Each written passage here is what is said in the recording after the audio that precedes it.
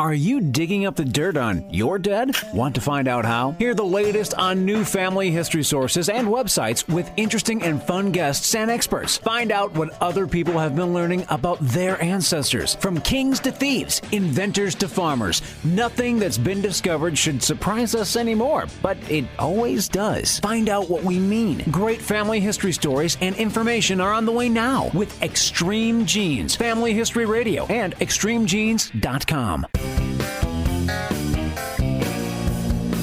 Yeah, I don't think Mother knew about this.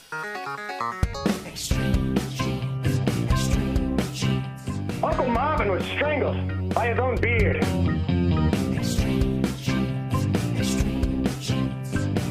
Yeah, you never saw it coming.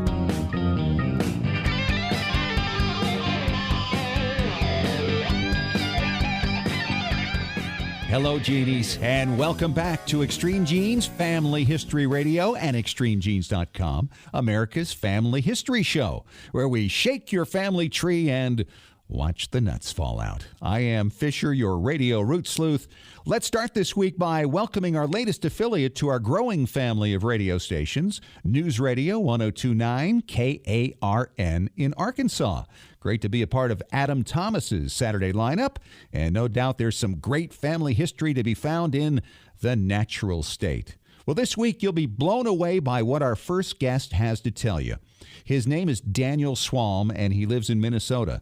And like most of us, he just wants to learn more about his family. And in the process of working the records of his grandmother, he learned that despite the fact that she was born in Minnesota and died in Minnesota almost 90 years ago and never left the country, at the time of her passing, she wasn't a citizen of any country. In fact, when a United States senator heard about it, all he could say was, wow. Why?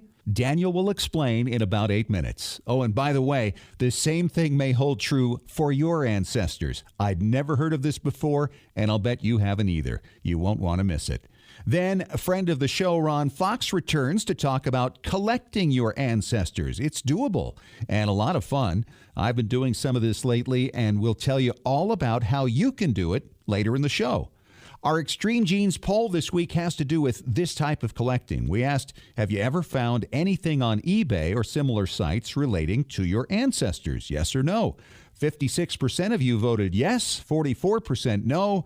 And this week we asked the question, is there a family legend in your lines that you just haven't been able to prove? Yes or no? Cast your vote at extremegenes.com and feel free to tell us about it on our Facebook page. And while you're there, give us a like. We'd love to have you as part of our Facebook community.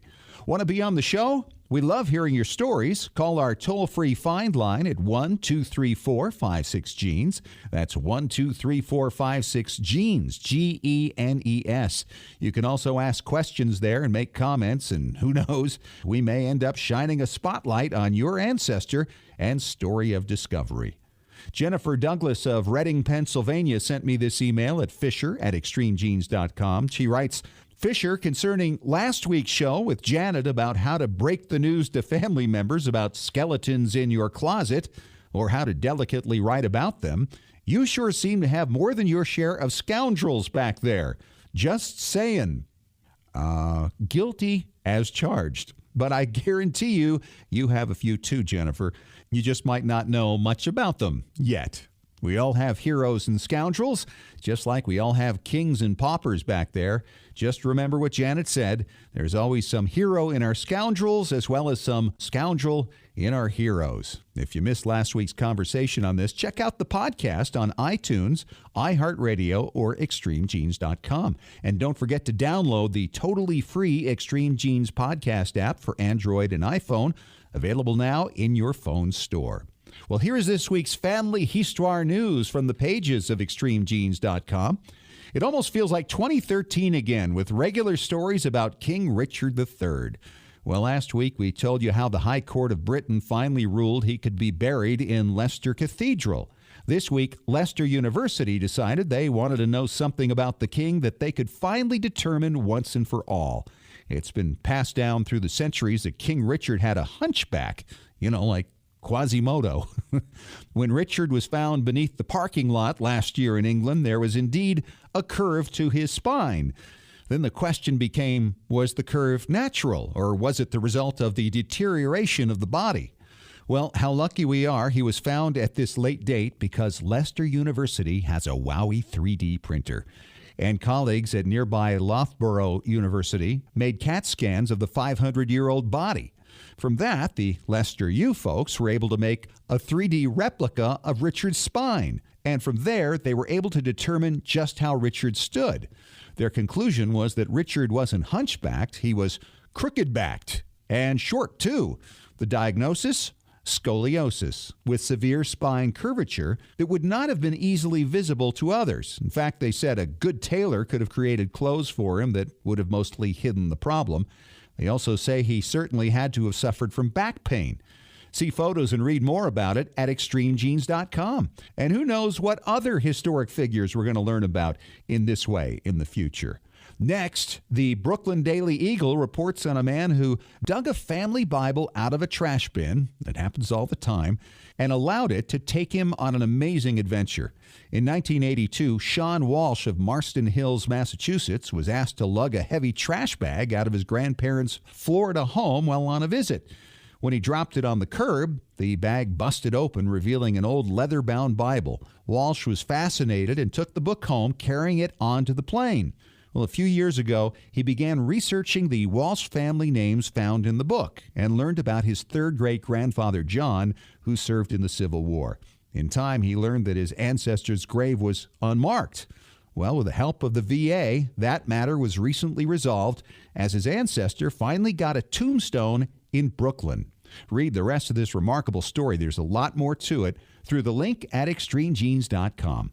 And coming up next, he was just an average genie until he discovered something few, if any of us, knew anything about. And it just may tell you something about your female ancestors you're going to want to know.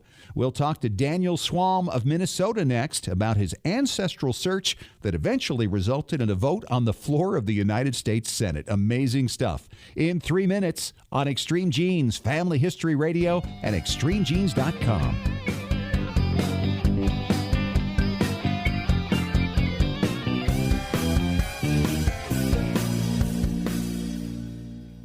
While we all love diving into the deep end of our gene pool, don't forget about capturing the histories of those who are still with us. Go to Storyworth.com to start your family's story today. Each week, Storyworth.com will email a question to people whose stories you wish to preserve. Questions like, tell us about the day you got engaged, or what do you remember about your grandmother? All they have to do is reply with a story, either by email or by telephone. That story is then forwarded to the family and securely stored in a private online storybook. It doesn't get any simpler. You can enroll up to 6 storytellers for, get this, just $49 a year. You'll get a free 1-month trial, and for a limited time, Extreme Genes listeners get an additional 10% discount at Storyworth.com/extremegenes. That's Storyworth.com/extremegenes. Is your family story worth 13 cents a day? Sign up now at Storyworth.com/extremegenes. Simple, secure, effective. Your story is worth telling. Your priceless 8mm home movies and your precious family videos are deteriorating right now. Heat, moisture, insects, dust, mold, time, they're all robbing you of your family's memories. It's time to preserve those treasures right now by digitizing them at tmcplace.com. They've been preserving memories for over 40 years. Home movies, videos, audio tapes, vinyl records, photos, slides, and even scrapbooks. Whether your treasures are enduring the humidity of Massachusetts or the heat of Arizona, tmcplace.com can digitize your audio and images without harming the originals and returning them to you with free shipping both ways on most orders. tmcplace.com can even let you track your package in real time with a special GPS tracking device. Trustworthy, experienced, affordable. Call tmcplace.com toll-free at 1-866-483-1717 to talk to Extreme Genes Preservation Authority Tom Perry about your project. Or order online at shop.tmcplace.com. You know, when it comes to family history, there's nothing quite like the thrill of the hunt and the excitement generated by every new discovery. Who were your immigrant ancestors? What ship did they come over on? Why did they come when they did? Did they participate in any military campaigns that took place in their day? What personal challenges did your forefathers and mothers endure? Heritage Consulting, Genealogy Research Services can get you the answers to many of these questions and more. They've been providing professional research and consultation services since 1978. Call toll-free 1-877-537-2000 to speak directly to a professional family history researcher. Heritage Consulting can research, collect, analyze, and interpret the countless documents your ancestors generated throughout their lives and present the findings to you in an attractive book or in an electronic format. The cost? Far less than you'd expect for far more than you can imagine. 877-537-2000 or go to heritageconsulting.com.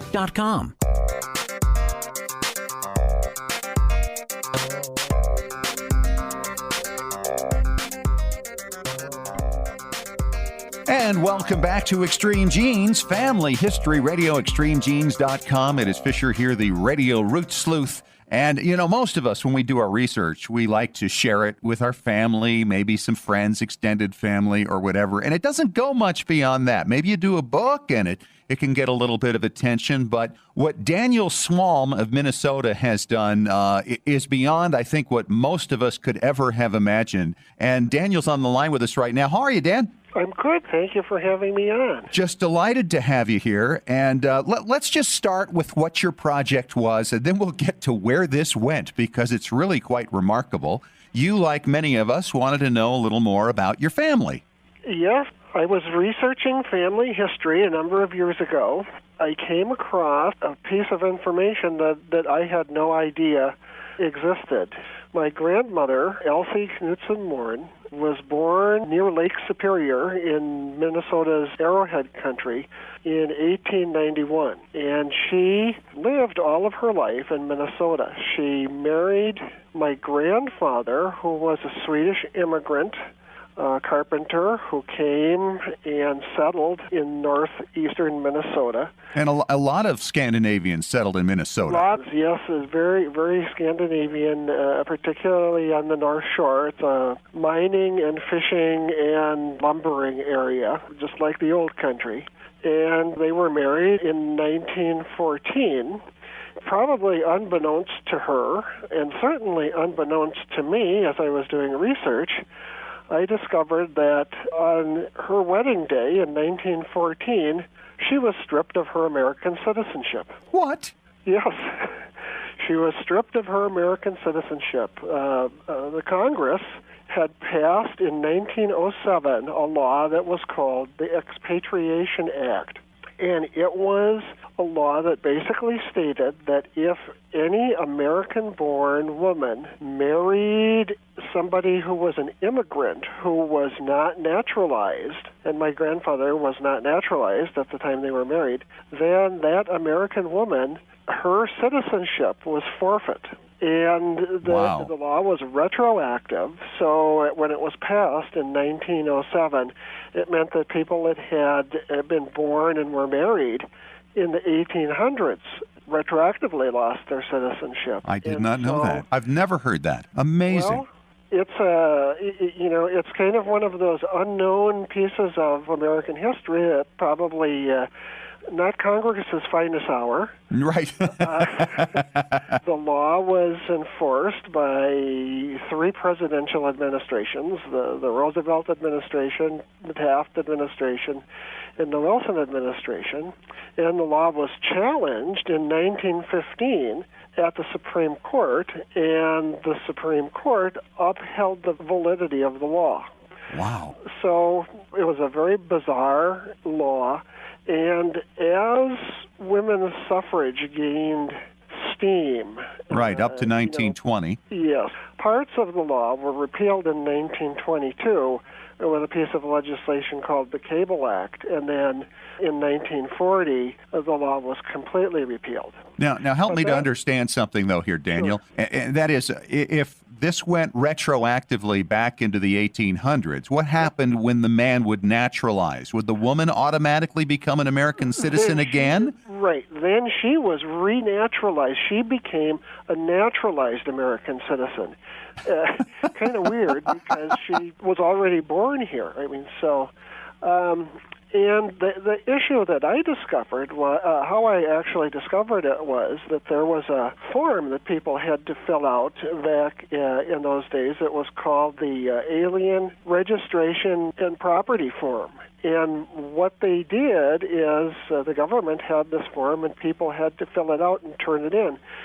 And the rationale behind that was that if a Mrs. Rockefeller or a Mrs. Carnegie or somebody from the Gilded Age married the Duke of Bulgaria or the Baron of who knows where in Europe, their money and property would not have been allowed to be transferred. Now, you have to remember that in the 19-teens, that was during the time of World War I was going on, and then the United States entered in 1917, and that was when my grandma's document was dated. I had no clue, because this was never talked about by my parents and in my family, because Grandma Elsie died in 1926. She died in childbirth. Both she and the baby died. Quite young. Yes, she was probably about 35. And then my grandfather did not get his naturalization until 1928. As I was researching this and finding all this stuff out, I just kept digging and poking and researching, and what I found was that this had not just affected my grandmother, but it had literally affected thousands and thousands of people all over the United States. And so your grandmother, because her husband didn't naturalize till after her passing, actually died as I wouldn't say a foreign citizen, just as a citizen of no country at all, right? She was exactly. She died expatriated and not a citizen of any country, even though she lived her entire life in the Arrowhead of Minnesota. He never left the country, to the best of my knowledge. They were not wealthy. My grandfather was a carpenter. She was a housewife. They had 3 previous children, my mother and then my 2 uncles, and they have all since passed away.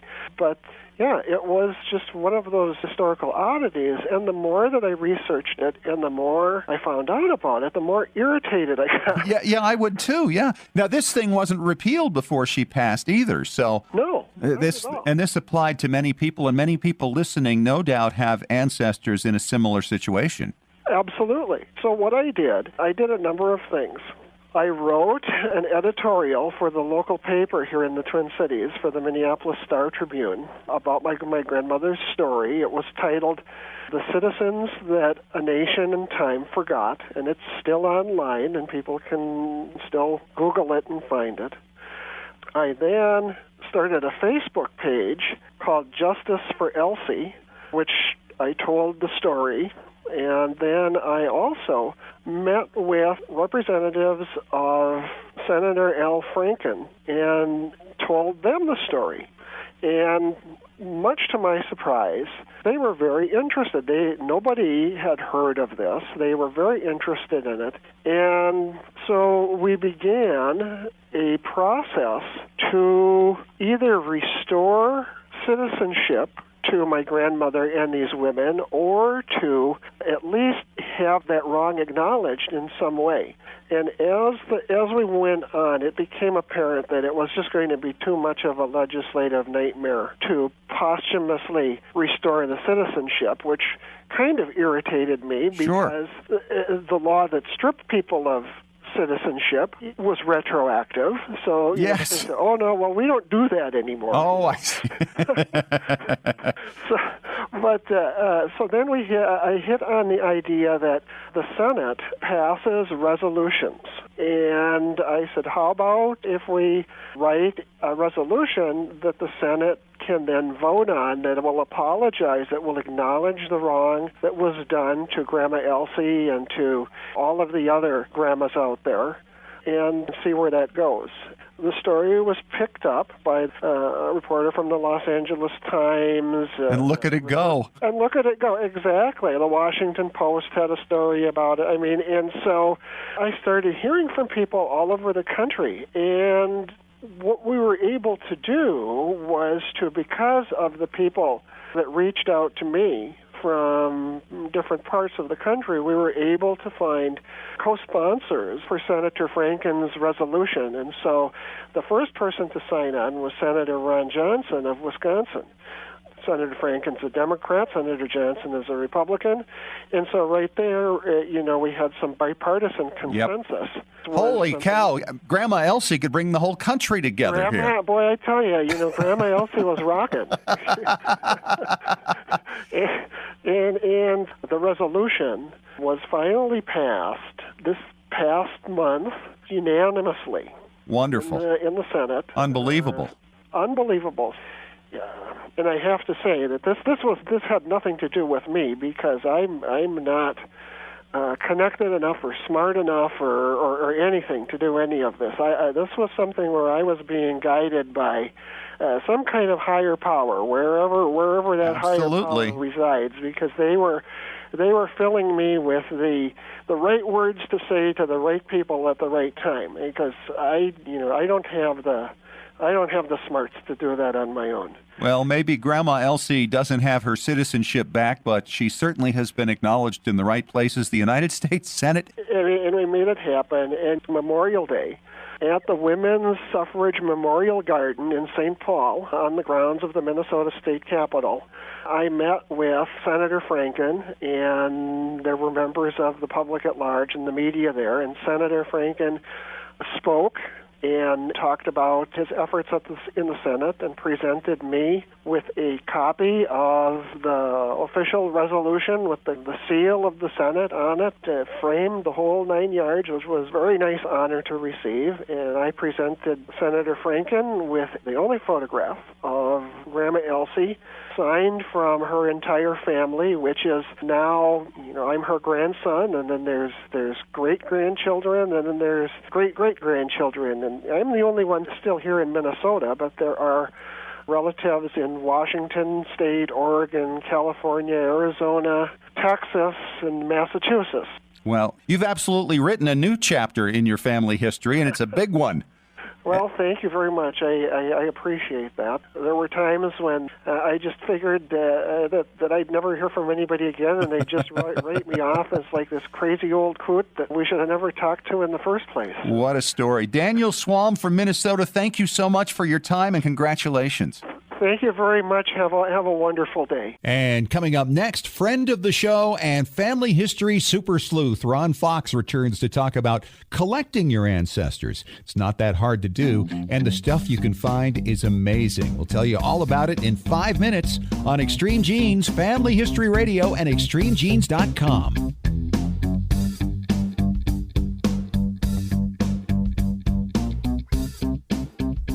Got a brick wall in your family tree? Don't know how to break through it? Get professional help from Heritage Consulting Genealogy Research Services. Speak directly with an experienced genealogical researcher, not a salesperson, by calling toll-free 1-877-537-2000. When you call, ask how you could win a free 1-hour consultation with an expert genealogist. Heritage Consulting Genealogy Research Services, with over 35 years of research experience. Visit heritageconsulting.com.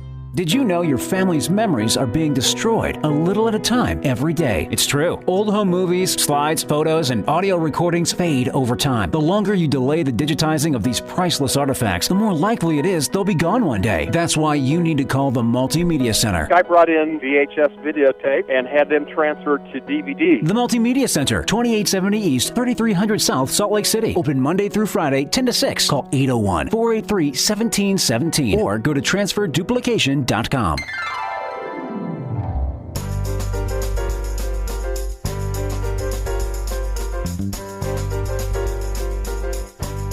Welcome back to Extreme Genes Family History Radio, ExtremeGenes.com. Fisher here, the radio root sleuth, with my good friend Ron Fox, who is a noted researcher, madman of sorts, in fact, who tracks down things that nobody else can ever find, especially in the realm of photographs. We've had Ron on before. Good to see you, Ron. Good to see you. We thought today we'd talk a little about collecting your ancestors, because you've done a good job of this and finding things that relate to people from the past and things they may have owned or may have been tied into. And I've done a little of this myself lately, but this is exciting and fun stuff. It is. We have so many more things because of the internet nowadays to be able to reach out to areas where we don't live to collect things. And eBay is a great example of millions of items online, and many of them belong to relatives of someone, That's right. All you have to do is search, and, you can put up to 100 search terms in there, and you put in people's names or last names, and who knows what you're going to find. But there's also Craigslist, and then, there's the local garage sales and the other types of online sales that you can go to, or local swap meets, because people clean out attics, and these are cousins or second cousins, and they had things that belong to ancestors, and there's just a lot of great stuff out there. It's photographs, it's scrapbooks, it's medals from a World War II unit that your grandfather may not have saved, but somebody else did, and you can buy it and make a shadow box. Well, a couple of thoughts on that, because I've done this myself. It's a great thing to collect your parents, for instance. Absolutely. I found my father's high school yearbooks. Now, he was quite a bit older than I. He had me at 41. And so he went to high school, graduated in 1931 in New Jersey. I found somebody had placed his 4 yearbooks, not the ones that belonged to him, but to one of his classmates from the 4 years he went to that school on eBay. And I was able to buy all 4 of them for $60 because I didn't have them. He just didn't have them. He didn't keep them, and they never got passed down. And many times you'd find that he actually signed those yearbooks. He did. He actually signed all these yearbooks, and you could see his teenage signature in there. And there are 10 photographs of him I'd never seen before, where he was involved with the sophomore class presidency, or he was on the basketball team, things I had never seen before that I was able to find on eBay. You have to be a little bit of a cop or a sleuth to be able to find a lot of these things, but they are there. Yeah.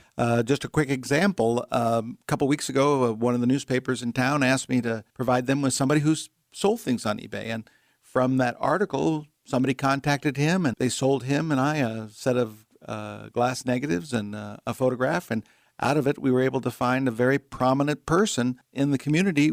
Here's a person who was unidentified, and I spent about a day trying to find out who that person was. But now I'm getting all sorts of emails from people thanking me for finding the only image of their progenitor out there. Wow. Isn't that exciting? It is. It's great. It's fun stuff. It's like the guy that found the printed copy of the Declaration of Independence in the old frame, that somebody put a horrible painting in front of. Yeah.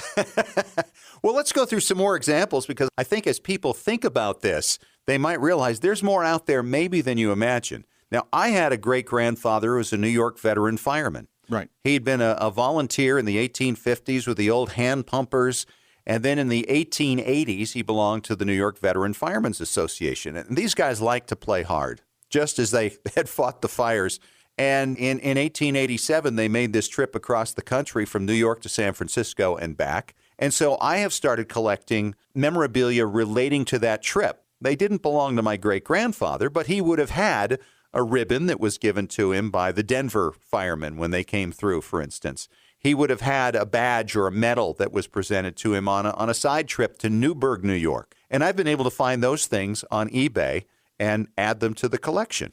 It's great because you can find those things. We talked about military units. You can find medals that your great-grandfather or grandfather back to the Civil War had earned. Right. And like I said, you find photographs, you find medals, you find, some people collect guns, some people collect, I recently, through genealogy, got my 6th great-grandfather's flintlock rifle. No. Yeah, it was great. It's a 1790s flintlock rifle, and another relative had it and I purchased it from that relative because it meant a lot to me. Now, that's interesting, because now we're going into a different area here, and it's really kind of back to the basics, and that is most of the good stuff is in the hands of family members. It is. You just have to find out who they are and ask. And there's a lot of reverse genealogy that goes on to find things.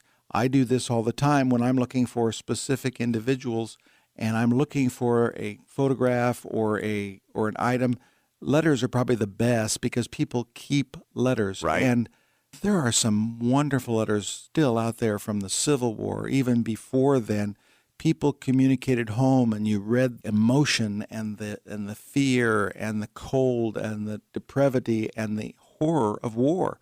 And if it's your relative, it just gives you goose pimples. I mean, that connection. Oh, it's unbelievable. It's like finding something that they wrote and left behind in a little box that nobody had ever seen before. Exactly. And if you can track down, when you talked about reverse genealogy, you're talking about researching forward, right? Yeah.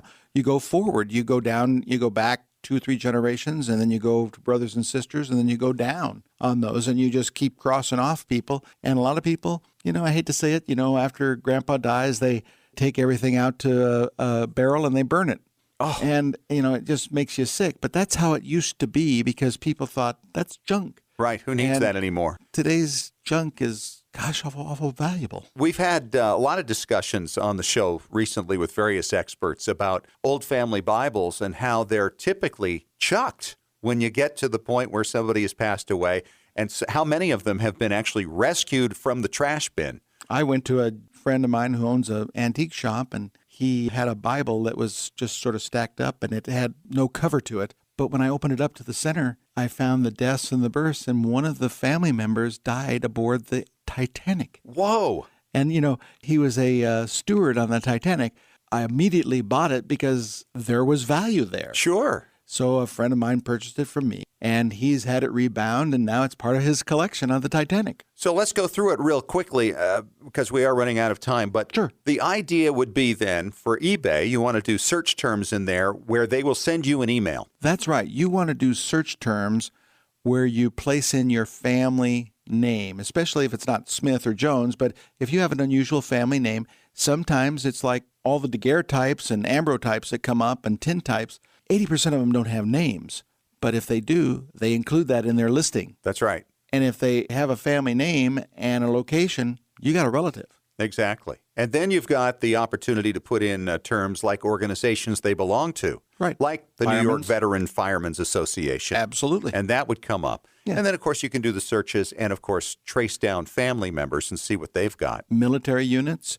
You can do police officers. You can do farmers, farm implements. That's why people have on their wall the Pepsi sign, the Coke sign, the John Deere tractor sign on there, because there is an association with that historically with their family. If they grew up on the farm, it's great to have a milk pill over in the corner. Yeah, exactly right. But you can get it much more personal and closer to the events even than that. Yes. With the way things are now. And track down those other descendants as well, because they've got all kinds of things that you would have never thought of. Well, and as we continue to do more and more in the digitization and the indexing of those images, and they could be books, they could be all sorts of things, you're finding that universities have 1 million, 2 million photographs. They're going to index something that is going to hit on you. So, for example, I go to the University of West Virginia and I put in the hometown. All of a sudden, they've got a class from 1901, and there's a relative in this photograph that you've never seen before. There you go. Yearbooks also. Another great way to go. And they don't have to have belonged to your people, but they were in the class. A number of companies, Ancestry.com, they're out reaching out, and they're finding yearbooks all the time, and they're scanning them. So you can get the images that way, or you can own the original. And how fun is that? It's a lot more fun to own the original. Ron Fox, thanks so much for joining us again today. Good to see you. Good to see you. Thank you much. And coming up next, our Preservation Authority, Tom Perry, is back to answer your questions on Extreme Genes, Family History Radio,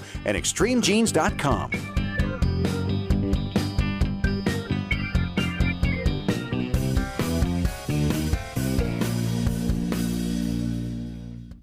While we all love diving into the deep end of our gene pool, don't forget about capturing the histories of those who are still with us. Go to StoryWorth.com to start your family's story today. Each week, StoryWorth.com will email a question to people whose stories you wish to preserve.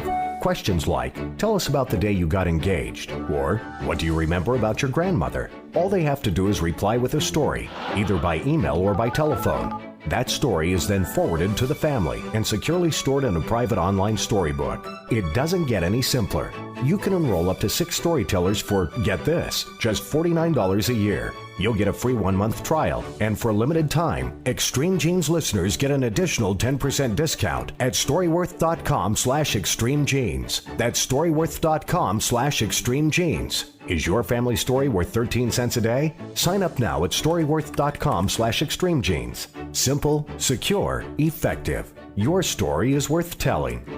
Remember how fun it was to capture those special moments of your children's childhood on video and watch it back, knowing that you'd be able to have that memory forever? Or watching a home movie of your own childhood and seeing many of your loved ones who are now gone. If you haven't yet digitized those family treasures, you're at risk of losing all of them with each passing day. Time and elements slowly destroy videos and film, as well as rare old photos and audio recordings. Rescuing your memories is what TMCPlace.com has been doing for over 40 years. They can transfer all these discs and hard drives so you and your family can enjoy them digitally for generations to come, and without damaging the originals. They provide free shipping both ways on most orders. They even offer GPS real-time tracking of your package so you can be confident that nothing can ever be lost in transit. Call toll-free 1-866-483-1717 to talk to Extreme Genes Preservation Authority Tom Perry about your special project, or order online at shop.tmcplace.com. How's your family history research going? Are you stuck on a difficult line? Don't know how to start? Let the professionals at Heritage Consulting Genealogy Research Services help. Heritage Consulting has been providing professional research and consultation services since 1978. They can help you find your own personal family history for far less than you would expect by researching, collecting, analyzing, and interpreting the numerous historical documents your ancestors left in their lifetimes. They'll then provide you with a professionally written report in book or electronic form that you and your family can enjoy for literally generations. Knowledge of your ancestors forges stronger ties within your family and helps children better appreciate who they are within the context of your family history. Call Heritage Consulting Genealogy Research Services right now. The call is free. Dial 1-877-537-2000. That's 1-877-537-2000. You'll speak directly to an expert genealogist. Find out more at heritageconsulting.com.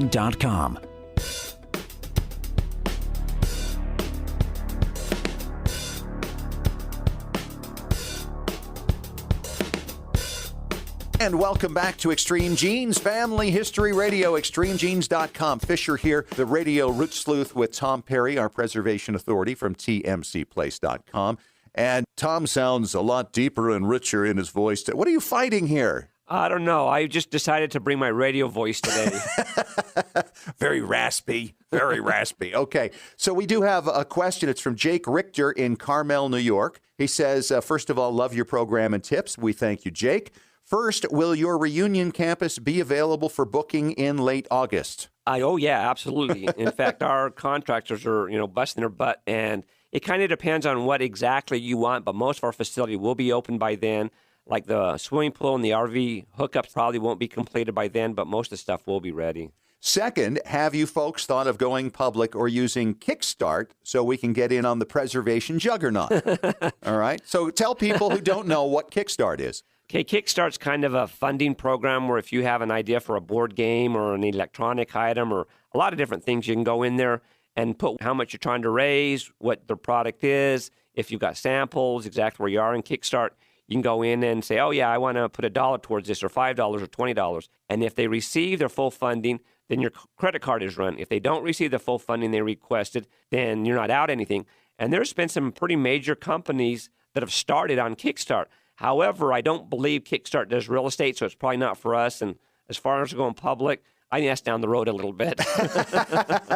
Yeah, if you want more information on our campus, you can always just go to tmcplace.com. Or if you want to email us with specific questions about it, our email is garland@tmcplace.com for our reunion campus. Hey, I got something that's really, really cool, especially for you people who are starting to plan family reunions right now. It's in the June issue of Popular Mechanics. It's called a bear-proof cooler. The what? A bear-proof cooler. Oh, no kidding.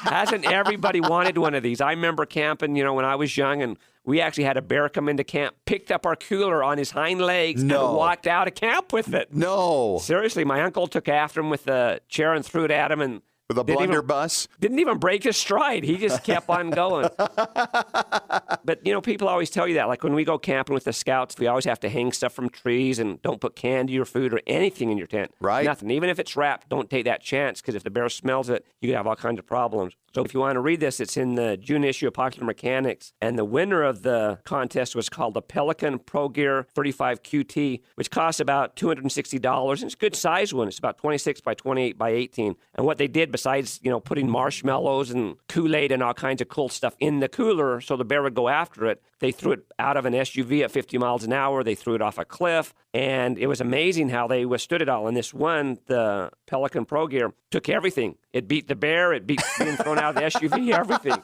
So if you want a good cooler and you got $260, I would highly recommend it. Well, I'm thinking, okay, $260 sounds steep. I mean, it's not really on my list of where I would want to put $260. But if it's a family reunion and there's a risk of a bear coming in, I might be in on that. Oh, absolutely. I mean, most people know they're supposed to hang this stuff in the trees. Most people don't put stuff in your tent. We had a neighbor that actually had some wrapped candy in his tent, and a bear broke in, and he slept through the whole thing because the next morning they saw there was a hole in the tent, and all of his candy was gone. But, I mean, if the bear would have gone a little bit more right or left and got one of the kids, I mean, how can you put a price on something like that? And you hear these horror stories periodically. Oh, it's awful. It's awful. So, but what a great idea, huh? Yeah. $260, and you've got a pretty much indestructible cooler. All right, what are we going to talk about next? Okay, next up, we're going to get into a little bit about 3D printers, which we talked about. There's some new technology coming on and some new copyright questions. All right, now baby your throat, and we'll be back in 3 minutes on Extreme Genes Family History Radio at extremegenes.com.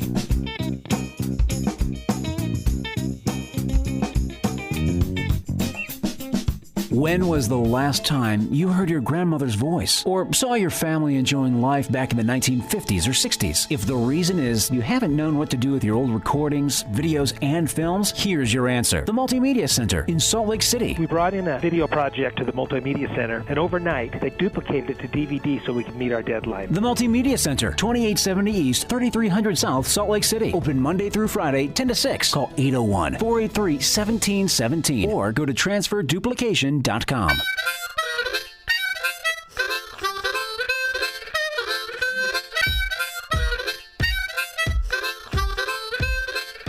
And welcome back. You have found us, Extreme Genes Family History Radio. It is Fisher here, the Radio Root Sleuth with Tom Perry. He's our preservation authority from tmcplace.com. And Tom, you were saying you got stuff on 3D printers here, and hopefully you caught the earlier segment on the show where the 3D printer actually recreated the spine of King Richard III to determine he was not a hunchback, as Shakespeare had intimated, and that he actually had scoliosis. It's just amazing what this 3D printing is. In fact, I just heard of somebody, they'd done a 3D model of a baby's heart, and it's so small, it allowed the doctors to go in and practice surgery before they really did the real thing. Because they made a large version of it. Yeah, exactly. So they could see exactly what it was, what the problem was, where things were, and then practice on that before they went and did the real operation. I mean, it's incredible. Well, 3D printers can have applications for family history as well. We've talked about it a little bit in the past. Let's see where it's going. It's pretty crazy. Like you talked about doing an old watch that used to belong to grandfather, things like this. There's a lot of different things. And we've had some people that have basically bitten the bullet and bought a home 3D printer and says, now what do I do?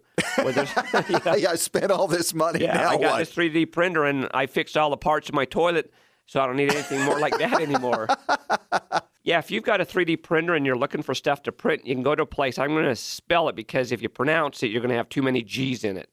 It is THINGIVERSE.com. So it's kind of like thingiverse.com, THINGIVERSE.com. Okay. And they've got all kinds of things you can download and, play with your 3D printer. Now, what has happened is some people have actually gone to this site and said, hey, cease and desist. You can't have our items on there. For instance, like Disney has been really neutral about this. You can go and download Yoda, is owned by Disney. You can download and make little models of him. And Disney to not get in the fracas, so to speak, is amazing because I've done a lot of contract work with Disney and they're really touchy on this. But there's a Belgian company and HBO that have sent these people cease and desist orders saying you need to take this offline.